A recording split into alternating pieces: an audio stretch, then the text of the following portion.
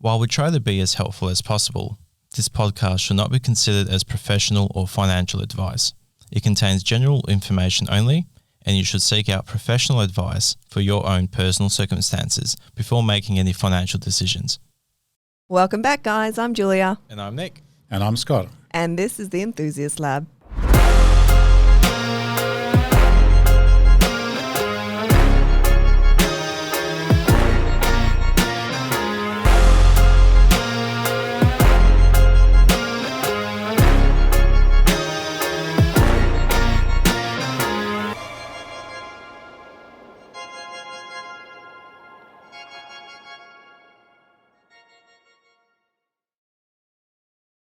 Alrighty, guys, welcome back to another episode of the Enthusiast Lab. Today we have a special guest, and it is Scott. Hey, how are you? And he is our site supervisor in Bullsbrook. He looks after all of our bully jobs. He does a bit more than that. Oh, he does more than that now. Yes. I don't know if we were allowed to say that yet. Yeah, it was official. Okay. Yeah, as a senior site supervisor. Senior Senior site supervisor. Yeah. Not just my age being senior. It's very fitting. I didn't know. And he's on the podcast to give us kind of an overview of what site supervisors do, what their day-to-day looks like, give everyone a bit of an insight on the site supervisor job What the fuck role. they actually do. Yeah. Do they actually go out on site? No. And if they do? Spend most of our time in the pub. Yeah. So let's get to know you, Scotty. Yeah, cool. Who the fuck are ya? I'm obviously Scott, construction supervisor for Vida. I've been in the industry for over 30 years.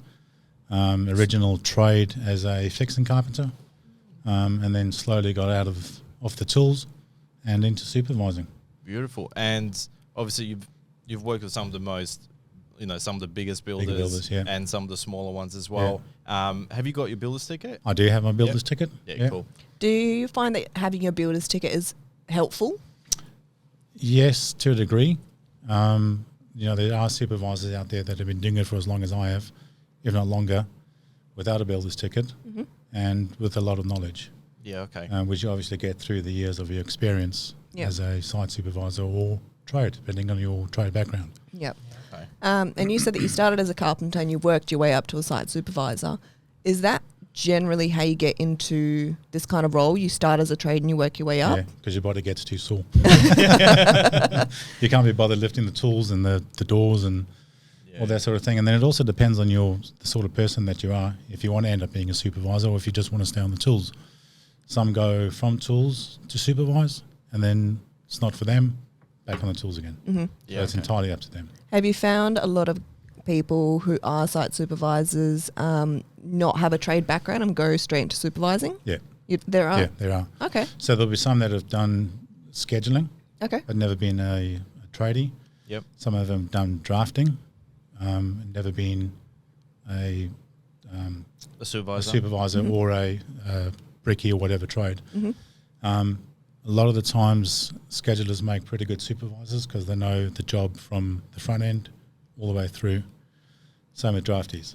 Yeah. But it all depends on, again, that's the type of person that you are and if it's a thing that you want to do. Yeah. It's not for everyone. Yeah, it's not like one size fits all. Like you gotta have a passion for it. You got to have a passion for it. Yeah. Okay, well, let's wind it back a little bit and let's go over what is an actual site supervisor, because I think there's a lot of people out there who have a misconception of what site supervisors are and what they do. So what is a site supervisor? Well, basically a site supervisor is a person that looks after your entire build. You get the people in the office that do the front end through the shire, approvals. Then we get that job that goes to site. As a supervisor, you go to the actual job. You've got to do a site inspection. In the developments that we got now, it's pretty much open field. There's not a lot of builders around you, depending on the area or the suburb that you're in. Yep. You've got to do your site checks, damaged curbs, damaged footpaths, neighbours' fences, retaining walls, that sort of thing. Take photographs of it all, put it on the system, and then you start your actual process of building that house. So you could get, depending on who your granite worker is for your slab, you give them a call, find out their next available date, and then you plan everything around that slab date. Okay. You get hold of the earth worker, ask him when he is available to do the earthworks, and then you start booking your job in. Yep. Right. What about the materials, like, for example, like the concrete trucks and the steel mesh and all that? When does that come into play with when you're calling up, the grano worker to go out to do the date? Do you do that straight after, so then you can try and work behind? No. So what we'll do is we'll get the date from the grano worker Yep. on when he's going to come to site and start. So we generally try and get the earthworks done about a week or 2 weeks before the grano workers on site, depending on the area. Yep. Billsbrook, where I do most of my jobs, it's that windy that we've got to have it done a couple of days, 3 or 4 days before the grano workers there, else it just blows away. Yeah. Yeah. The grano worker will then get hold of the plumber to do all the prelays for your plumbing throughout the house. So if you've got a kitchen bench or an island bench and you've got plumbing to that bench, they've got to get power from the external of the house to the bench top. Mm-hmm. So they've got to do the prelay Yep. with all the conduits. Yep. Right. And that's up to the plumber to do that. The electrician doesn't do it. He allows that for the electrician. Oh, okay. So on site, you're not only checking over to make sure that everything's kind of going ahead and moving along, but you're also the one that is organising the trades to come and do the next stage. The next stage, yeah. Okay. So we've also got to check that when they're digging the footings, that they are to the Australian standard. Mm-hmm. Yes. The width, the depth, depending on the sand that you're digging through. You could be through clay, where it's a different setup for the footing. Yep. Could be for a different type of sand. To be a different setup again for your mesh in the footing. Right. Also, again, it depends on your slab. The thickness of the mesh of your slab will change as well. So you've also got to look at the engineers as well as you do with the plans. Yeah. And then the granos that we use at Vida are brilliant. Yeah, killer. They're really, really absolutely awesome. Yeah, awesome. And that's good, because then you can rely on them knowing that they're going to get that job done right the first time, and you can, do you know what I mean? And that consistency, which is a big thing. Absolutely, yeah. Yeah. Yeah, awesome. So as far as responsibilities go for what a site supervisor overview does, they are making sure that the builds are to the Australian standard. Yeah. They are scheduling all the trades, Yeah. as well as checking onto sites to make sure that things are progressing along, nothing's gone missing, nothing is damaged, and up to code. Yeah. Am I missing anything? No, so the other thing as well is that the office will have their certain suppliers. Mm-hmm. So the grano workers, they'll have 2 or 3, which we use, and they're pretty reliable and they do a good job. Okay. The brick supply, I think there's only one brick supply in There is at the moment. Yep. Mm-hmm. Yep. So that's where we get our bricks from. All our window frames will be from 2 suppliers.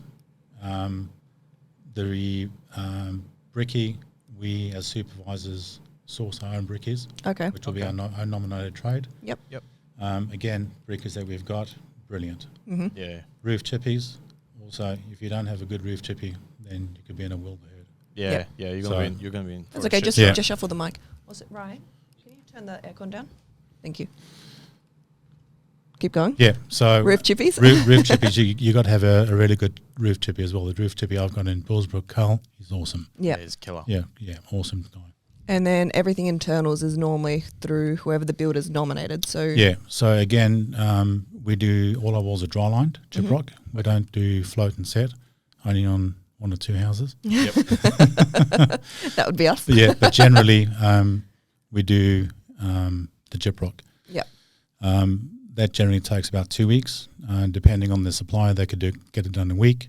Yeah. So come winter, you got to make sure that your houses are glazed, your glass is in, because if it's not, it rains, that's it, it's damaged. Yeah. Yeah, and that's a hard one where you have to try and like organize and try and pre-book a lot of the trades to try and work in between, plus how the weather's going, how it's projected, how everything is. Otherwise, that can really affect the entire time frame. Summer's great, winter not so much. Yeah, You could have it. You could be dry for a week. You can have your roof cover booked for a certain day. Yep. It'll rain the day before roof cover. Yep. And that sets you back Yeah. at least 3 weeks.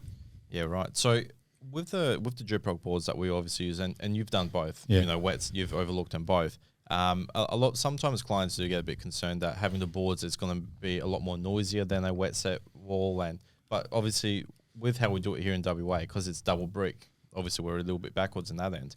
But basically it's the brickwork, and then you spot your little cement, and then the board goes onto it. Is that correct? Yeah. So that adhesive that they put on there is especially for masonry. So it's a masonry adhesive, which is obviously through the years they've obviously designed it to work in WA and pretty much in the eastern states as well. Yeah. Okay. The walls have got to be dry. They can have a moisture content of maybe 12%. Okay. Anything higher than that, then we won't glue it on. Yeah. Okay. Right. Because you are going to get mold coming through. Yeah. Okay. Yeah. So, and that's, it's going to be maintenance down the line. Some supervisors just want to get the job done, get it through. You can't. You've got to leave it to dry. And that's actually something we've noticed with you guys at Vida is we had quite a few down south where they were, and by the time we put the roof cover on and getting the glazing, it was just pissing down with rain. Yeah. And, we were going out, doing our run every 2 to 3 weeks, and there was no movement. And then we actually caught the supervisor on site, and one of the plasterers that were actually doing it, and he was actually coming in to do the moisturing to see if he had actually, dropped down into that tolerance level. And then we were talking obviously with one of the supers there, and he was saying the same thing. He said, there's no point us trying to fucking speed this up when we probably have to rip it down because there's going to be repercussions after. Yeah. So you might as well just let it try and dry out, and this is unfortunately something that happens. You can have most of the house that's dry. You could have a couple of areas that the moisture level is too high. A lot of the supervisors do have blowers in the car, so they can leave them there overnight or over the weekend on that certain part of the wall to dry it out a lot quicker. Yeah. Which we've done before. Yep. If it's saturated but the rest of the house is fine, then that's what we would do normally. Well, see, that's wild, man. Like for how long I've been in the industry, and we've had to deal with it with many builders. I haven't seen that before, and it's definitely something I've seen with Vida where they're adapting to the times where it's the 12-month deadline. Yeah, and shit like that. Being proactive definitely fucking helps. It helps you guys as well. It helps us, because you can just leave it there, check it over the next day. Shit, it's dried out. All right, boys, get in. Yeah.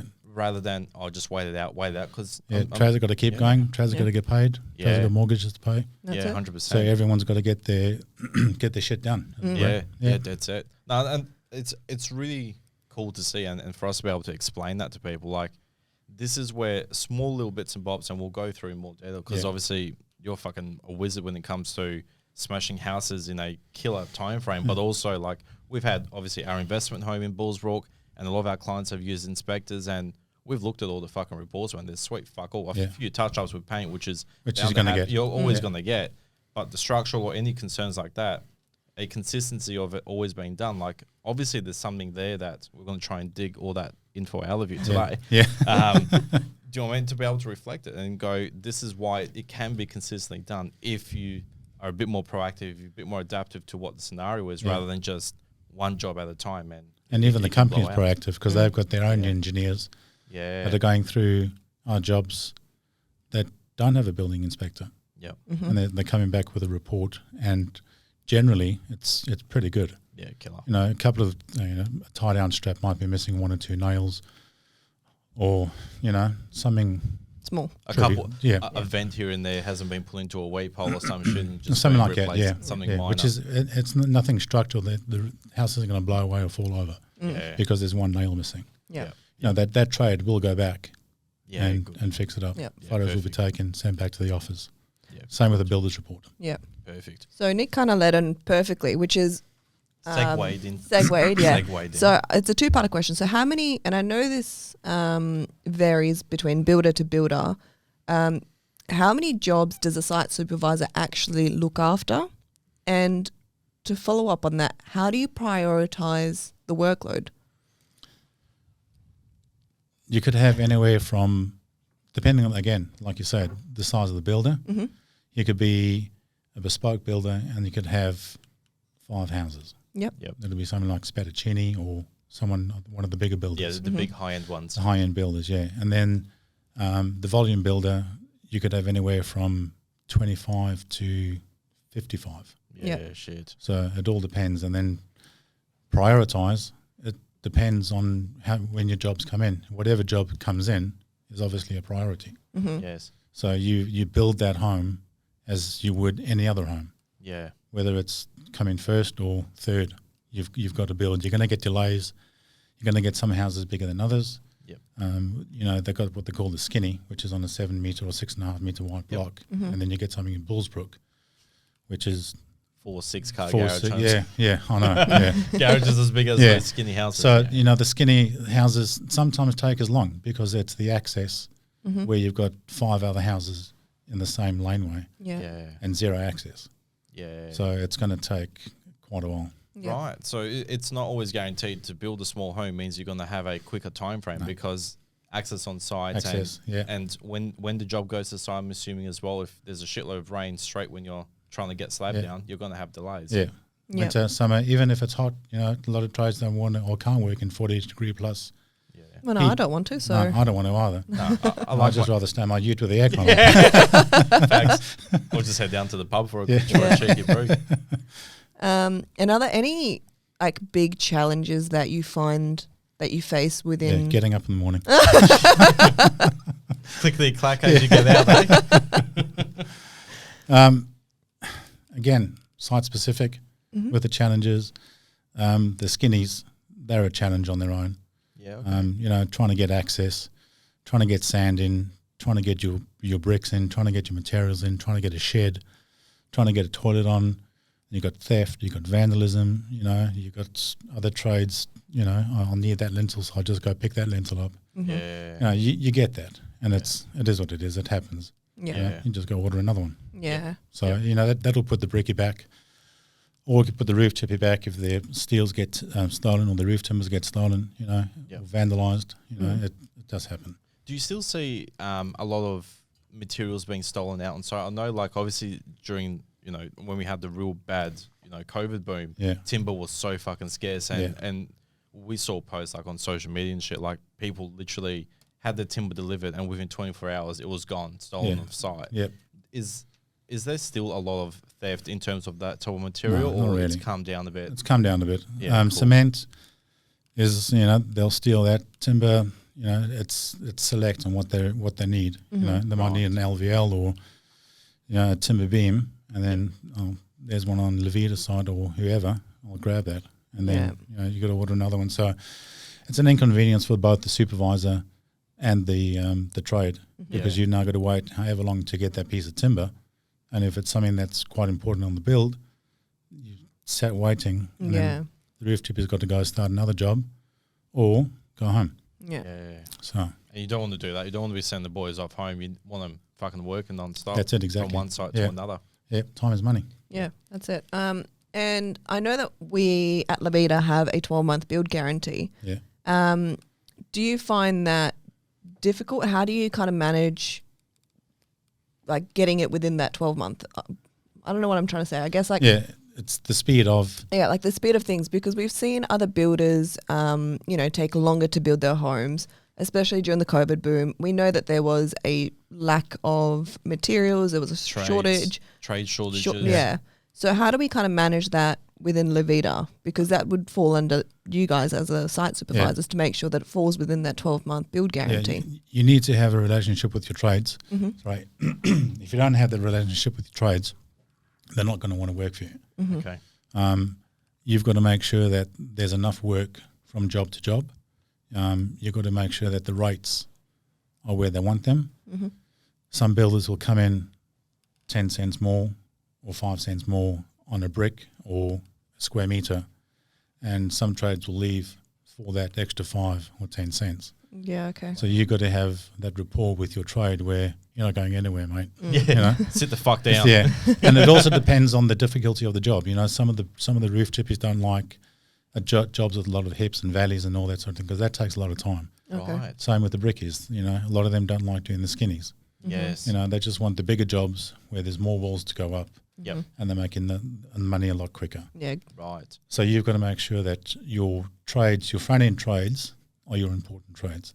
Okay. With no brick and no roof, you ain't getting cover. You ain't getting shit. No. Yeah. And then your follow-on trades, your gyp rockers, your fixing carpenters, your tilers, your painters, those are the ones that can either make you or break you. So you've got to have a good, really, really good trade base. Wow. Yeah, okay. So it really comes down to and I do explain this to clients as well, is a supervisor is only as good as the trades they have behind them, because that can make or break them. You can oversee it, but you're not the one laying the bricks. Like, do you know what I mean? Like smashing the timber on. It's the entire team working together. Exactly. And like you mentioned, so a good portion is obviously like paying the boys fairly, but like doing it, and that's a hard one to try and balance, because obviously rates have gone up so much, and it's trying to find the right rate versus the quality of the work to justify. So you're not just overpaying some fuckwit basically to just slap something, and then you have to do rework. Pay someone else to fix it. Exactly.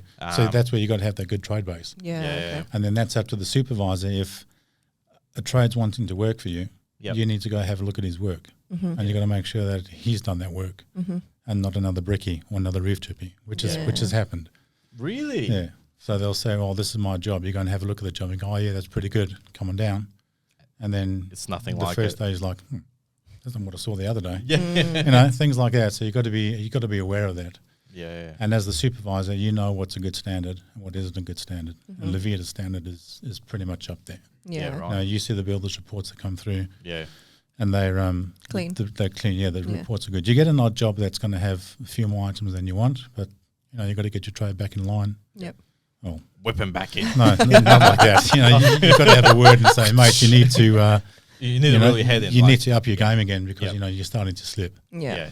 But in the same breath as that, having the time, depending on how much workload you got, you can go and pick up on that shit before it snowballs into a real bad shit show.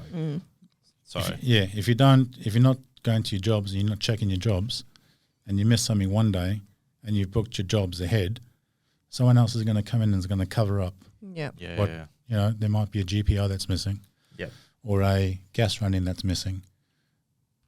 It's dry lined, it's gone, you forget about it. Come to the end of the job, client's going, "Where's my GPO?" Yeah. Shit. Yeah, shit. Damn it. Shit. Yeah.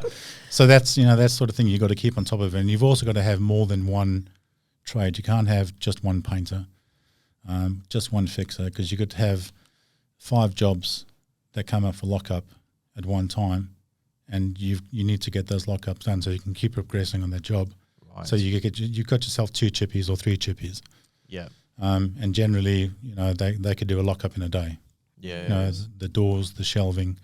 Some of the chippies do the doors, and then they come back a couple of weeks later once the paint has been through, and then they put the shelving on. Yeah. So it depends on the chippy. Yeah. Okay. Yeah. Right. And I remember we had a conversation a couple of days ago, but I think it's really cool to bring it onto the pod, which is not all builders operate the same or allow their supervisors to operate the same way. So with the jobs that you do, you're scheduling quite a few trades well in advance. So you know who's coming for the next, X amount of months. Yeah. But not all builders work that way, where they allow their site supervisors to book multiple trades back to back. All supervisors, I don't think every supervisor does the same way as well. No, That's not every supervisor supervises the same way. Yeah. And it's how they supervise is their preference. Yep. And how their company wants them to do their call-ups, again, is their preference. At Vida, you're pretty much free for all. Yep. You've got the trades. We've got the backup from the office. We've got the right suppliers. So everybody works hand in hand to get the jobs done. Yeah. I mean, when I do a job, as soon as I know when I'm getting cover and there's not going to be any rain, I'll pretty much book my job right through to the end. Holy shit. I know how long my cabinets are going to take, more or less. I think there's about an 8-week delay at the moment. So I would allow 9 weeks from measure. Yeah. Which gives me that time. So if there's a bench top that they don't have and they have to reselect, then I've still got that week up my sleeve. Yeah. Yes. If the cabinets come in sooner, I'll just ring my tiler. Can you do the tiling a lot quicker? Can you bring it forward?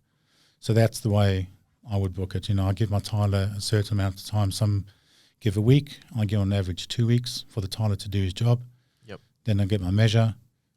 So everything's 2 to 3 days. If a trade requires 3 days and I know he's busy, I'll give him 4 days or 5 days. Mm-hmm. Or if it's going to be halfway through the week, I'll give him the rest of that week. Mm-hmm. So you can always bring things forward or push them back. Yeah.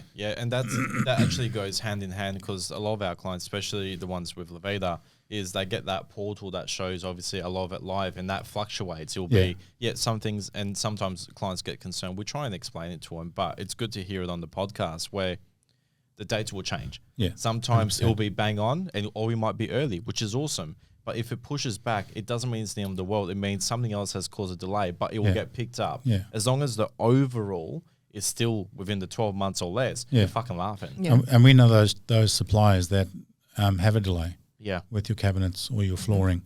So you can, that's why I like to book my jobs ahead, and I'll get my flooring dates in 8 weeks ahead Yeah. or 9 weeks ahead. And it could be anything. It could be insulation, Yep. main floor tiling. It varies. Yeah. Yes. So that will change. So that might get pushed out again, but you got your painter that you'll bring forward, because we like to get the walls done before your main floors go down. Yeah. Once they've gone down, then the painter will come back and do any touch-ups. Yeah. Yeah. Perfect. So that's pretty much how I That's book my jobs in. That's a lot of work to be mentally juggling. If you're looking after, say, 20, 25 homes, you're 30, thinking 35. 30, 35. I think Levita likes to keep it under 30. Yeah. I think between Around- 20 and around 30. Yeah, between 25 and 30. Yeah. Yeah, It's like- you might go over. You might have 35. You always got 5 or 6 houses coming off Yeah. generally in that month. Yeah. Cool. So you can come back down below 30.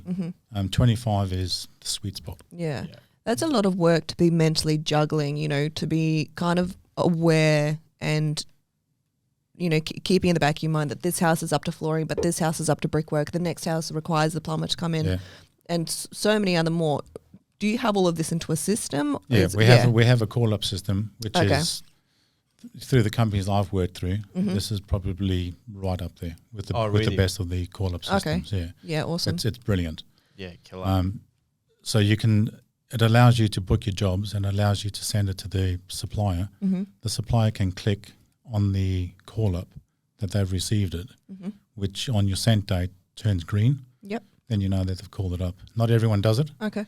So some of them you've got to follow them up. yeah. Have you, are you going to be there? Have you accepted it? Yeah, cool, we'll be there. Okay. So, and you're right, there's a lot going through your head during the day. Mm. So the trick is when you're at the job, whatever you need to call it up at the job. Mm-hmm. Anything you need to deal with it, and then go. And then go to the next one. If you're doing a call up and your phone rings, ignore it. Yep. Just do your call up because you're going to forget something. You're not going to send something. Mm-hmm. The trade's going to be there to install it. It's not there. You look at your call up and go, oh, Christ, I didn't call it up. I didn't send the call up. Okay. Yep. So, there's a lot going on Up in there. Yeah. So And- it's busy. Yeah. How often are you? Because there's obviously like multiple parts to your job, and going out to site and checking the houses, progressing the way it's meant to be. Yeah. How often are you reflecting back onto the system to make sure everything's still progressing the same way versus checking the quality of work of the home? Or is that happening all? It happens all the time. There's a lot of things that you do that you don't really realize that you're doing. Mm-hmm. We get a checklist that we go through. At Brickwork, we do a compliance check. Mm-hmm. Either myself as a senior, I'll look at the supervisors in the east, and then Rod will look after the supervisors in the north, I guess. and he'll go around and do a compliance check on the brickwork. Mm-hmm. Same with the roof chippy. We'll do a compliance check with the roof chippies. And then when we get to the end of the job for the PCI, I'll do a pre-PCI on my own work, and then Rod will come through and do a pre-PCI on my work. Yeah, Okay. right. And then he does the same for the supervisors north, and I will do the same for the supervisors in the east. Mm-hmm. Yep. So there's two of us going through, and the supervisors, our work's pretty good. Yeah. They know their shit. Yeah. And we've worked with a lot of them. And obviously, because there's obviously sometimes new guys that start on, and There's always new guys starting. yeah, which is great because It's awesome. It's alleviating, and trying to get to that average 25 to 30, which is Yeah. what helps you boys. There's Yeah. no point in you guys being overloaded, because if that starts then dropping, It will and show in your delaying- work. Yeah. Exactly. 100% will show in your work. And I think a lot of people and a lot of clients are starting to experience that, where they're like, oh, this is great, but now it's like, shit, some stuff is, either being too quickly, pushed through, and then there's a lot of hiccups, and now they're trying to get work fixed, or it's just taking them so long. Like, what's going on? Why aren't we seeing our supervisor on site? It might be because it's just got a lot of work on, so you're not really seeing when it's actually happening. Yeah. I mean, the supervisors generally go to site every day, depending on the size of the round. Okay. You might have Midvale and Ellenbrook, and you might have 10 to 15 houses in there, and then Bullsbrook, you've got another 10. Yeah. So you would do your Far East round first, and then do your Northeast a couple of days later. Yeah. But you're still going to get to your jobs generally twice in the week. Okay. If not, depending on how many houses you got. I mean, you could have started off with 25. You've handed over 6 or 7, and then you're waiting for more to come on to your job list. Mm-hmm. Then you've got more time to go and look at those other jobs, and they should be pretty much up there when on so few jobs. They should be schmick. That should be fucking mint. Yeah. So something that you did mention before was that jobs. Obviously, when they get called up for you to take them on, do you, as the supervisor, you'll hear from the back end from the Vida, for example, from admin going, hey, we've got another 5 jobs in Bullsbrook, for example. Yeah. Do you accept them immediately, or do you look at how much workload you got and go, look, we're going to accept it in 2 weeks' time, so then we can get the others straight up? Straight away, Okay. yeah. I just thought to ask because I don't know how the fuck it works. No, you'd have, so if I had 4 jobs come on my job list in a day, Yep. you'd do the exact same process. You'd accept the job that it's come to you. Mm-hmm. You go to the call the granite worker.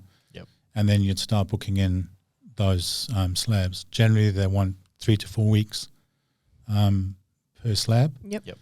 But they could do, say, maybe 2 slabs in a week, and then the following 2 the following week, or 2 weeks after.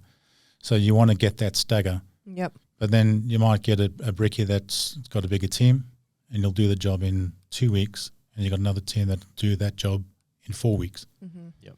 Again, that will split the time, or push the time further, or push it back. So when some people see houses getting built quicker than others, generally that's the reason. Yeah, and we do have clients who've mentioned, the client down the road, their house got built quicker than ours, or they got to lock up quicker than ours. And we've tried to explain to our clients, it is probably because it's not the same bricklaying team that has done both of your homes. It could generally not be the same trades at all for any of it. Yeah, shit. So just because you got 2 jobs in that same street doesn't mean that you're going to put the same trade on those jobs. Yeah. I think we noticed that because obviously we've done a couple areas where it's like 10 on the same street and a lot of them slab down or all within each other, and you see the multiple different trades and you're like, fuck, that's not the same brickie that was doing 2 doors down. It's another bloke. And I have some builders that put the house up quicker than I do. Yep. Yeah. So it all depends on their trades, a 5-man brickie team, and I'll have a 2-man brickie team. Yep. Is what it is. It's going to take longer. There's more hands, more bricks go down faster. That's it. And it doesn't necessarily mean that because it's gone up quicker, it's not a good job, or if it's gone up slow, it's a better job. That doesn't make any difference. Right. It just comes down to the actual trade. It just comes down to the actual trade. Yep. Yeah. Wow. And you mentioned something just a little bit before, how you guys check over each other's jobs. Yeah. And something that we tell our clients is to use a building inspector if they want to, because after the 2020 boom, there was a lot of people concerned about the quality of builds. Yeah. So we have gone out and we've kind of sussed someone that we think is fair in the industry. Yeah. And if our clients say that they want to use a building inspector, this is who we recommend. They don't always use them, and that's fine. Clients are welcome to choose whoever they wish. Yeah. But how does that affect you guys? Is it beneficial? Is it annoying? No, it's not annoying. I think it's beneficial because a lot of the supervisors can learn from some of the things that the building inspectors are picking on. Yep. Or picking, lack of a better word, is they also understand the building industry. They understand the codes. There's if there's a nail missing, in a strap, then it's legit. Mm-hmm. Yeah. You got to go back and you got to put that nail in. Yep. That's what the Australian standard says you got to do. So you got to go and do it. Yep. I think a lot of the times people think that the building inspectors go in and they're just going to pick stuff because they're getting paid, whatever it is, to go and pick stuff. Yep. So there's an Australian standard and tolerance on when you're picking paint work on a house. You got to stand 1.5 meters back. Right. You've got to stand dead on the wall, no glancing light. All your kitchen cabinets, bench tops, you can be 600 away, you can feel them, you can touch them, you can feel for any damage. Walls, you can't rub your hands across the walls. That's not part of the Australian standard or tolerance. Right. And then, again, a lot of the stuff that the building inspectors are picking on that stuff, again, are legit. Yep. Yeah. You know, they can't be going in, turning all the lights off, closing all the curtains and going on with the torch. Yeah. You can't do that. Yep. And they know that. And I do think it can be a little lackluster for clients if they've gone and spent, you know, a couple $100 for a building inspector to go through and come back with a practically empty report. So we have seen building inspectors who are more favourable to the builder, but we've also seen building inspectors that can be almost kind of working against the builder. And Yeah. I wouldn't say working against. I don't have a better word to use. It's lack of better words.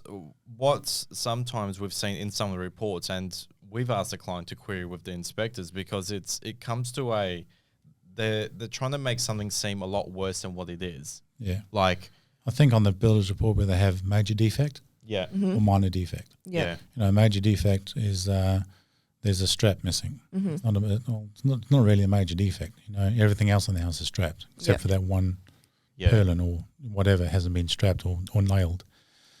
I think also if you get a builder's report that doesn't have 50,000 items on it, it's got 10, well then kudos to the supervisor and the builder. Yeah, you know? definitely. You don't necessarily have to have all those items. You know, and then the client gets a report that's 60 pages long. Most of it's photographs. yeah, And there's a preamble at the front of it and then a preamble at the end of it. yeah, And then, you know, everything in between. You've got you know, so a lot of the times as well is that the clients get the building inspector at the end of the job. I think it's probably better if they get them at the front end of the job for the structural. yeah. So your slab, your brickwork, and your roof frame. Yep. I think those are the more important aspects of your build. Yep. The back end, your PCI, is pretty much cosmetic. Yeah. I mean, you know yourself, if there's a scratch on the wall or if there's a dent in the frame, that's not right. Yeah. Yeah. You know, and the supervisor will go, oh, fair enough, we'll fix that. You know, you open and you close your windows, you run your taps, you open and close your doors. You know, you check your carpets, you check your tiling for chip tiles. You know, it's Pretty standard. It's shit. pretty standard stuff, and it's, you know, cosmetic again, for lack of a better word. But the building inspectors, when they come and do the PCI, they still go up in the roof space. Yeah. They still check over the roof, but they can't get to the back end of the roof where everything's tied down in the cavity. You know, that's the sort of thing that they can't get to. So they'll state in their builder's report, not accessible. Yeah. You know, that sort of thing, or the air con's in. You know, so they can't really get into the nitty gritty of the roof. So I think they're more beneficial at the front end. In the front end. Do you still like we normally, because obviously we work with some inspectors and shit, and we tell them, obviously, here's the different stages. We recommend, if you can afford, definitely do all of them. But as a worst case, for their own peace of mind, at least a PCI or something. Is that still right, or do you reckon? Oh yeah, they can do the PCI if they want. You know, if they don't want to spend whatever a building inspector's charging for All four. for all four, Yep. the structural part of it, then, you know, that's entirely up to the client. Yeah. You know, a lot of clients don't understand the finishings in the house and what they should look like and the tolerances, whereas the building inspector will. Yeah. And then they just go, you know, they go through the house. Like tops of doors are painted, bottoms of doors are painted or glossed. Yep. You know, all that sort of thing. Yeah. Scratches on glass, scratches on aluminium, bench tops, you know, and sometimes the supervisor will miss it. You know, it depends. It all depends on the job. Yeah. You know. And how much work they got and what's going on. So there's a lot of There's factors a lot of factors that go into it. Yeah, cool. But I don't mind building inspectors. Yep. Because a lot of the times they will also, the client will say, oh, I'm not happy with that, and the building inspector will say, well, that's the standard. You know, it's okay if it's fixed like that. Yep. Yeah. And if it's not fixed one way, the engineers will normally give us an alternate, so we can fix it that way as well, which again is beneficial to the client. Yep. Yeah. And I think that's the biggest one that we try and explain with clients about inspectors is it gives them that extra peace of mind. Like, they know they're building with a good builder, and that's who we want to align with. Yeah. But at the end of the day, they're still spending $500,000, $600,000, $700,000, $800,000, right? So if it gives them that peace of mind, cool. And another thing I'd like to explain to them, and correct me if I'm wrong on this one, is You're wrong. okay, here we go. It's like one side is like you've got the supervisor doing their report, and then you'll also get the building inspector's report, and they basically marry them together and go, all right, this is everything that we all agree upon, that these items might need to get touched up on, whatever. Let's actually go through, because you're getting an extra pair of eyes going through the same shit that the supervisor's also done. Yeah. So, and there's, we've seen times when inspectors like, this is all fine, but then like supervisor's gone, hey, we've actually picked up on this shit. Oh yeah, cool. And you're basically like bouncing off each other rather than going against each other, which is what we're saying. And a lot of the times is that if there's a building inspector, so we'll do our pre-check anyway with management and ourselves as supervisors. Yep. When it comes to the time for the PCI with the building inspector, the supervisor doesn't get involved. So he'll pretty much say, he'll have a chat to the client at PCI. Yep. And then obviously I'll just say, this is your building inspector. He'll explain everything to you on the standards, tolerances, and that sort of thing. And then any questions, have a chat to the building inspector, and then that's it, we're gone. Yep. Right. Yeah. So it's entirely up to, the clients engage the building inspector to do the report and to do the inspection. They're paying a lot of money for it. Yes. And they're going to want their money's worth, I would say. Yeah. And then that's when the building inspector can walk through the house with them. And if the client's saying, oh, there's a chip on the door, and the building inspector will go, yeah, cool.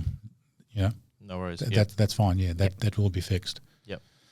I don't know, anything that might be able to plumb a mil or 2 mil or whatever that the client's going, oh, I'm not happy with that. And that's going to be in tolerance. And we can use those tolerances. It doesn't always have to be perfect. Yep. As much as we try, it's man-made. Yeah. We got all sorts of different products and building materials. So we try our best, and the trades try their best to get to a standard which we feel as supervisors is what the client's going to accept. Yeah. So and with that they'll be happy with. Yeah, exactly that. Yeah. And you just mentioned that clients come on site, and with the Vida, clients generally come on site a couple times with the supervision of the site supervisor, which is when they do their slab signing, when they do their bricklaying, when they do their tile meeting, and then at PCI, and then obviously they get their keys. Yeah. And I don't think it matters which builder we've worked through or with in the past, other than when the site supervisor's on site. We have seen that site supervisors and builders generally get upset when clients go to their site. Well, firstly, that's a safety. Yes. Health and safety thing. If they fall over, if they break an ankle or, land on a star picket, then the builder is responsible. Okay. Right. So generally, if they ring the office and they want to go to site, we can meet them on site during the day. The supervisors, a lot of them start at 6 a.m, and then they've got a full day, just because at the end of the day, at 3 o'clock or 4 o'clock, that's when their day ends. We've got invoicing to approve. We've got to get back to the office on emails. There'll be client queries. There'll be, all sorts of queries. So your day doesn't end. Your phone rings at 5 o'clock, you'll answer it. Anything after that, then not really. Weekends, they generally don't look at their phones. Some do, some don't.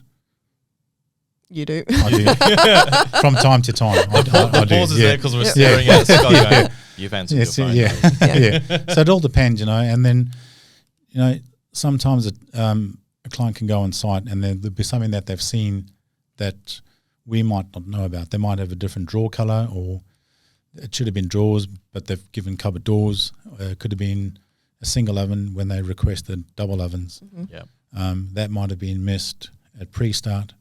Variation wasn't done. So, things like that, sometimes it's beneficial. But generally, if you want to come to site, ring the office and then sort it out with the supervisor.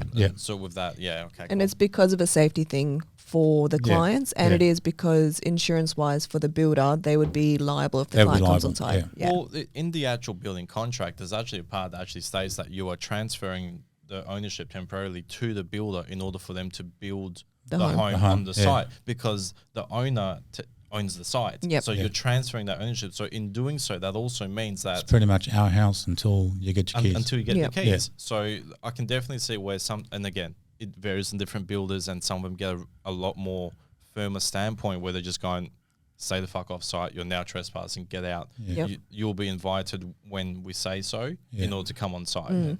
And generally, there's no problem if they want to come to site. Like, you'll have a tile meeting, and I've had it with a lot of your clients where they come to site, and the people doing their blinds or plantation blinds or different floor coverings or extra shelving on that day, they're welcome to bring their suppliers or trades to do a measure up. Okay, cool. Yeah, we don't have a problem with that. Yeah, and I don't think any supervisor has a problem with that. Yeah, cool. It's only when you try and organise your own trades, like, their own suppliers, to go out and saw the blinds before picking up keys and shit. That's when it's like, that's a big no-go. That's a big no, because our insurance doesn't cover that. Yeah, perfect. And then you'll get people as well that will want to move their stuff into the garage while they're waiting for the keys. Yep.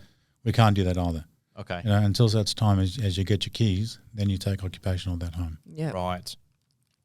Make sure you've listened to that one, guys. Yeah. Because I think we've all been there or thought about it. So Yeah. it's good to hear directly from a supervisor's point of view as to why. It's not like you're trying to make everyone's life difficult. We've all got to fit within. We've all got our responsibilities Exactly. from the office as well. Yes. If we start doing stuff on site where they want to start putting decking down, or they want to start digging the swimming pool, unless that comes from upper management, then the supervisors, it's not. It's a big no-no. Yeah. Big no-no. So that's all my questions, but I do know that we asked on social media. Yeah, we did. If any of our followers on Instagram want to ask any questions, and Nick's got a couple. I've got a couple that we actually went through a couple of them as we were going. I just added them as questions, but there were a couple more direct ones. So let's start off with Erin has sent a question going, how much time do the supervisors actually spend checking things out on each build?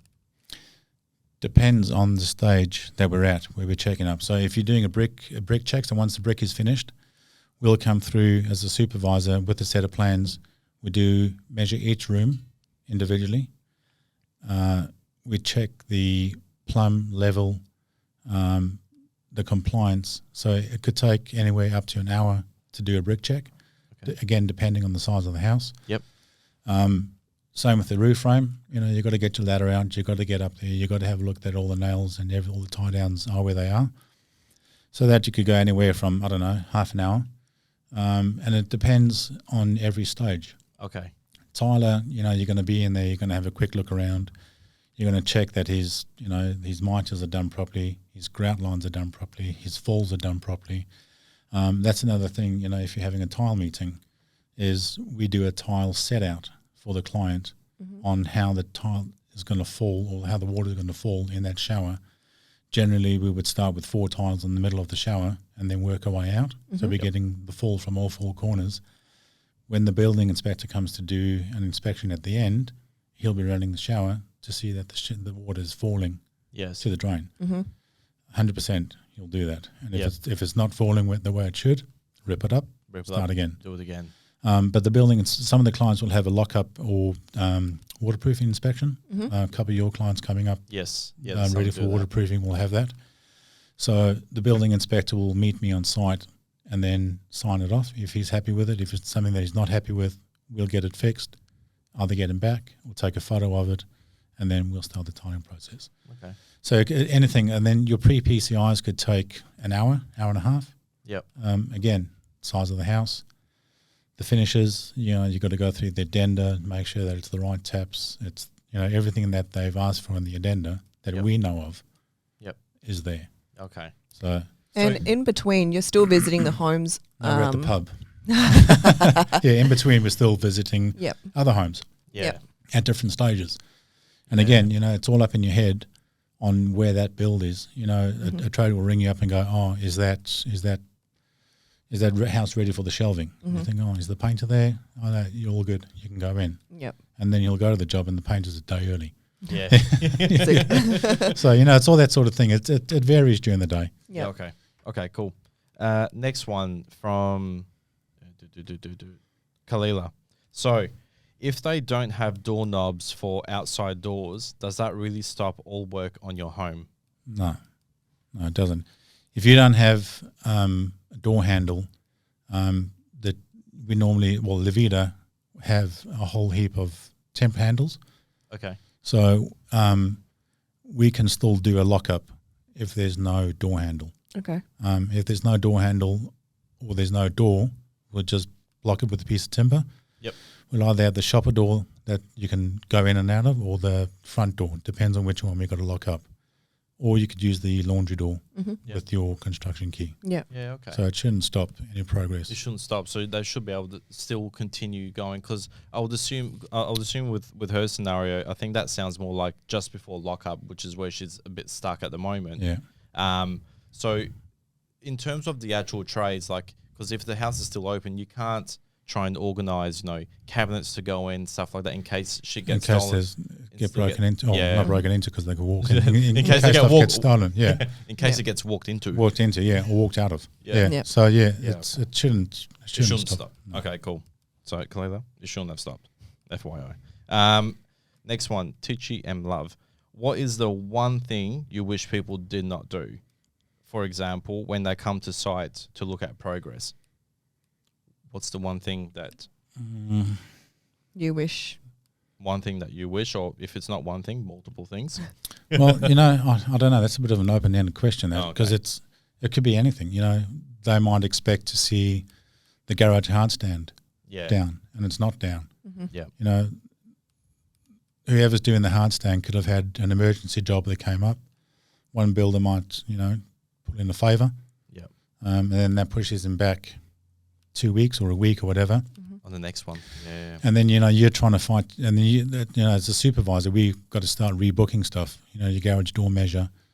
I don't know. It's a bit of a, What about with clients just going out in general, out on site? Is it something that you wish that they did less of and just, relied more on if they had an inspector to do the progress checks, or you're not really phased? It's people. Yeah. They're going to do excited. it. They're going to be nosy. Yeah. They're excited. They're spending fucking coin. They want to see it come together. And obviously, I know with Vida, like, you guys obviously take photos and shit like that during the process. But I think it's still that little bit of excitement for clients to go out on site. Yeah.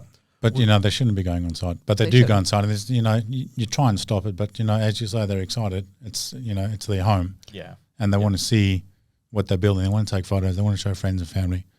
I mean, I guess as a site supervisor, what you can do, I mean, you know that clients are probably going to end up sneaking up onto site. Yeah. I guess what you can try to do to avoid any accidents happening is keeping a clean site, making sure that tools and nails and stuff aren't just left around. Yeah. It's hard to do. It's still a construction site, but you're trying to keep a tidy and clean site to avoid. Yeah. And also if you've got your tiler on site, people want to go in because they know the tilers are going to be working possibly on a Saturday or a Sunday, so they'll go in. If they are going to do that, just be aware that the tiles might be wet, or the tiler might be working with an angle grinder, cutting tiles. So, it's probably best to not be there. Yeah. I would probably say on behalf of supervisors, because I know I've seen clients when they've done it and I've told them not to, especially about tiling. If you see tiles laid down and the tiler's on site, stay the fuck away from floors. Yeah. In case it's wet, like you said, because if it then moves, that can then cause more damage down the track, where they're going to have to rip that shit off and cause further delays because you couldn't wait the extra couple of days to just look at it from afar. It's like a cat. Love it from afar, but don't touch it. But stay the fuck away from it sometimes. So it's that, I reckon, I would say and I'm not even a fucking supervisor, if you see shit getting tiled, cool, no worries, take a photo, whatever. Yeah.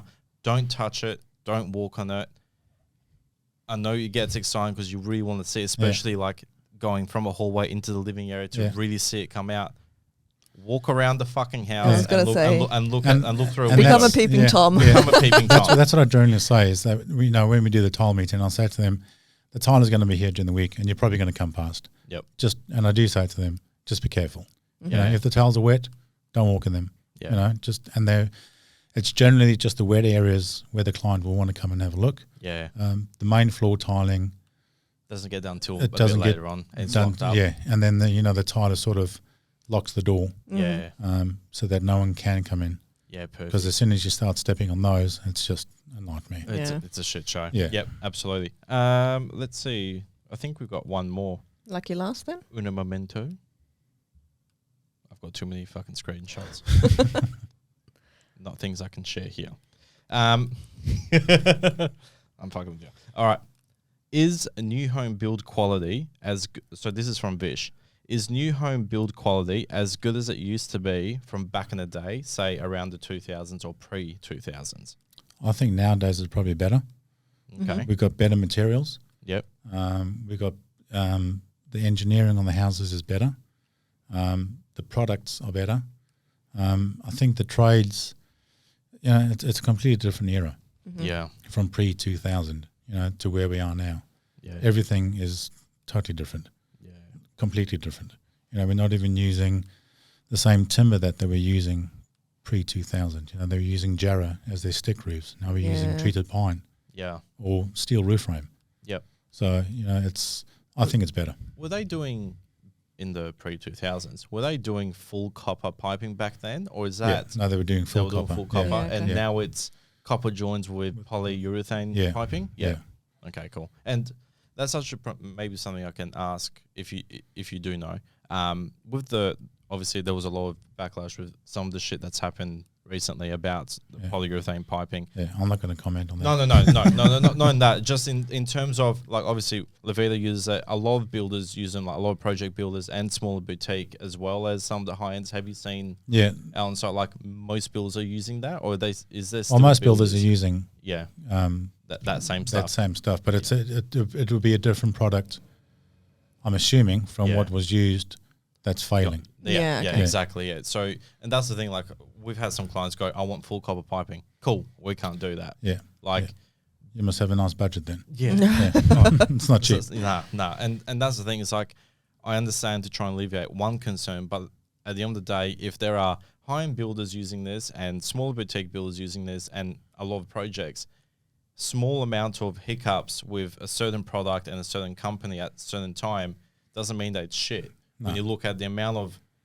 other homes that are built and they're fucking fine. So the builder I was working for previous, Yep. We did a house where everything was copper. yeah, right. So, it's... You can have it just you, how you deep can, are your it's pockets. just, how deep are your pockets. How And deep are your it's not the pockets. norm. Yep. No. It's everything. I mean, the piping that they're using now it's okay. It's pretty Yep. good. Yeah. Yeah. Okay. What else is there? Well, I was going to wrap us up because we're sitting on almost an hour. That's all right. This has been a very informative. It has. I think a lot of people are going to really Yeah. like this. If Oh, not, get the fuck over it. I was 'cause going to liked say, it. Scott, do you have any final PSA that you would like to shout out to listeners, that you'd like to say to people, public service announcement? about supervisor, or about when they come on site or anything like that. If you're going to come on site, let us know in the office. Or if you're going to go and you're not going to let the office know, be safe on site. Yeah. Okay. Because if something does happen, and if they're there on their own and it's on a weekend and they fall over and something happens, no one knows they're there till Monday morning. Yeah.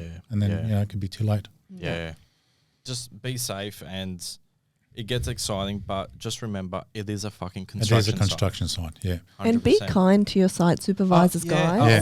I will say that. And But, to be honest, generally the clients that we've got are really good. share that to your followers, man, because that's all of you guys. But I will say, probably in terms of being nice to your supervisors, it's not a lot of the times, and I can say this because I've seen it from both ends. It's not a lot of the times the supervisor can only do based on what available trades that they have, what builder they're working with, what they're allowed to do. So if something's taking a bit longer, there might be a bit more into it than it is just simply they're not on site. They're not giving me priority. There's a lot of into it, and hopefully today a lot of you guys can actually get a bit of an insight as to, especially with Scotty here, about not every supervisor operates the same. Not every builder operates the same. It can change, but here's a couple examples of why, the average of what Vida's been able to do and what Scotty's average is in that 8 to 10 months.